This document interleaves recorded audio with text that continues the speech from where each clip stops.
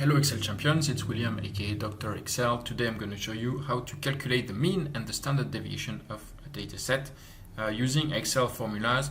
So what I'm going to do, I'm going to show you how it works, and you can download the final file with all the formulas right below. I'm going to put the link under the video so you can download it. So first, how to compute the mean, which is basically the average of all the data set. Here I have data which where is it? It's numbers from 1 to 100, and I have 100 numbers. So to compute the mean, which is the average, I'm just going to use average of all my data, and I'm going to select everything, and it's going to tell me that the average is 50.5. Another way you can compute the mean of some data, and I'm going to show you right quick, is actually on the bottom of your Excel screen. You can have this quick compute bar. I don't know what's the official term, but basically you can put some data here that's going to compute.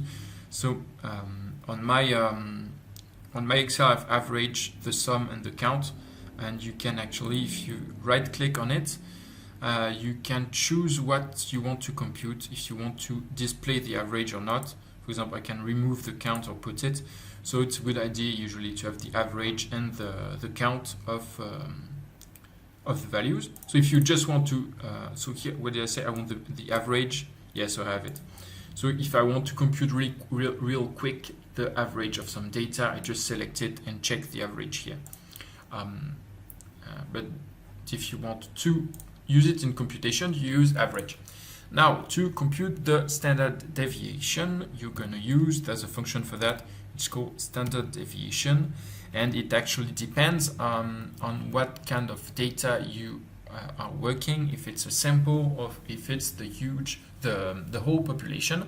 I'm not going to explain to you the reason why the computation is different. It would be a whole statistics course, but basically if it's the whole population or if it's a sample, the formula is a bit different. So sample, it's standard deviation .s, so stdev.s that you're going to use, and you use the whole data set, and it's going to give you a standard deviation of the 28.8, and if it's the whole population, it's standard deviation stdev.p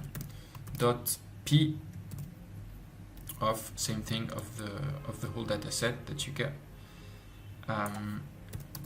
but it should be really close usually. And these values are not surprising because actually it's random numbers between 1 and 100. So the average should be around 50, and the standard deviation values make sense as well. So I'm going to leave you download the file so you can access the formulas. It's going to be below the video if you want to download it, and I'll see you tomorrow for a new Excel tip. See you tomorrow, champions. Don't forget to subscribe. This way you will be notified as soon as I publish the new tip. See you. Ciao.